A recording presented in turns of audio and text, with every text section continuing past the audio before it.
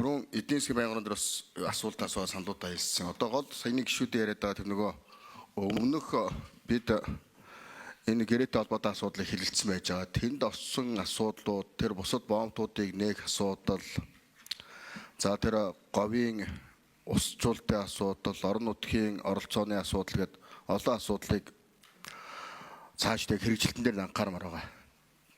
Тэгээ энийг эрдэс баялаг ажил дээр эзлэх яам нэлээд анхаарч ажиллах шаардлагатай байна. Тэгээ ер нь бол цаашдаа ярьж байгаа эхний ярьсан ярианаас арай өөр асуудал орж ирдэг баймаар байгаа. Бид одоо энэ чинь 10 гаруй жил зогсчихсон, муу сайнаараа хоорондоо ярилцсан нэг том төслийг урагшны явуулъя гэж их хурал дээр нэлээд нэгдвэл байр суурьтай байж байгаа. Гисэн хэдэж одоо дотор одоо бас ярьжсэн тэр шивээ өрнгийн боомт, бичгтийн боомт, бусад одоо тэр боомтуудыг оруулах асуудал маань орхигдсон байж байна.